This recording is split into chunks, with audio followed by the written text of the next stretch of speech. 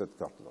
Monsieur le ministre, dans le domaine de la décentralisation, la gestion démocratique dans les localités, que pouvons retenir réellement des actions concrètes que l'État a pu réaliser pour améliorer les conditions de vie de nos concitoyens, à travers, bien sûr, les collectivités?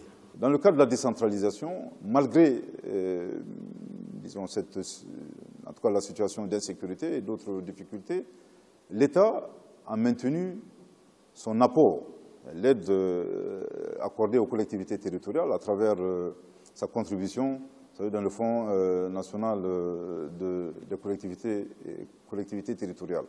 Mais en plus de cela, quand vous regardez toutes les actions de l'ANICT, l'Agence nationale d'investissement des collectivités territoriales, ils ont réalisé beaucoup de choses.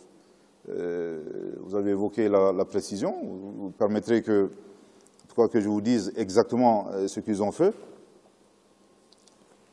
Je prends par exemple en termes d'infrastructures de santé. Il y a 223 infrastructures de santé qui ont été réalisées pour un financement de 3 milliards 277 50 872 francs CFA.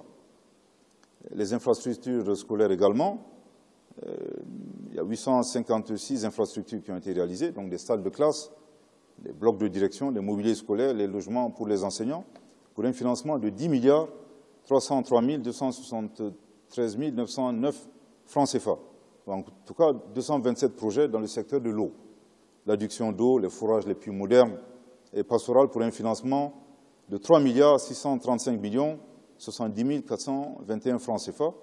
Et enfin, des infrastructures et d'équipements, des bâtiments administratifs, du matériel immobilier de bureau, l'aménagement du marché, des boutiques, des pistes rurales, pour un financement de 4 milliards 480 782 696 francs CFA, complété bien entendu par un ensemble de projets et de programmes. Mais au-delà de cela, je voudrais dire que dans le cadre de la décentralisation également, en termes de perspective, nous sommes en train de moderniser, disons, la gestion des collectivités territoriales à travers des outils de gestion informatiques. Également, informatiser un peu la collecte des taxes. Vous savez, des taxes pour justement éviter toute déperdition de fonds. Monsieur le ministre, votre département a créé récemment 3 centres de perfectionnement préfectoraux dans les régions. Expliquez-nous de quoi s'agit-il. Il s'agit d'une innovation. Vous avez publié un calendrier qui les étale du mois de juin au mois d'août. Là-dessus, Ousmane Mohamed, une question. Madame la ministre, l'année scolaire tend vers sa fin depuis plusieurs années.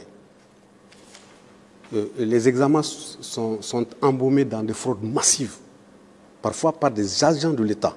Quand est-ce que les Maliens vont se dire un jour qu'on va aplatir complètement ces tares qui sont à la traîne des valeurs scolaires que le Mali a connues d'antan? Quelles sont réellement les dispositions prises? C'est un défi majeur qu'il faut relever. La fraude, la fuite des sujets et les faux sujets. L'année dernière, je suis profondément attristée parce qu'on a dû incarcérer, juger et condamner des responsables de l'école suite à des actes liés à la fuite des sujets et à la fraude. Fort heureusement, avec les systèmes que nous avons mis en place, en collaboration avec d'autres départements, la solidarité gouvernementale a vraiment joué. Nous avons pu déceler les cas, limiter les dégâts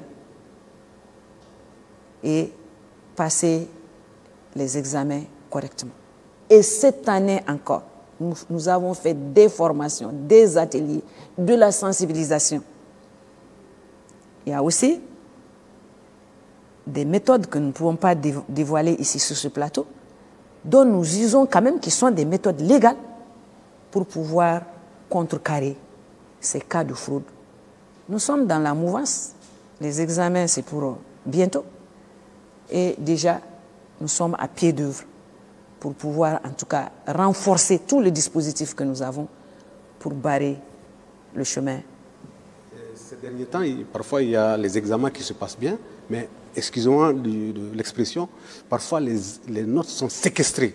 Les notes sont séquestrées par les enseignants. L'année dernière, la Synergie a mis ça dans les actions qu'ils ont eu à mener dans le cadre de leurs revendications.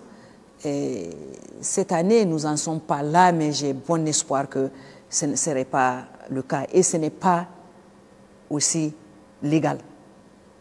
Il y a des tests qui existent, ils m'entendent, ils n'ont pas le droit de retenir les notes.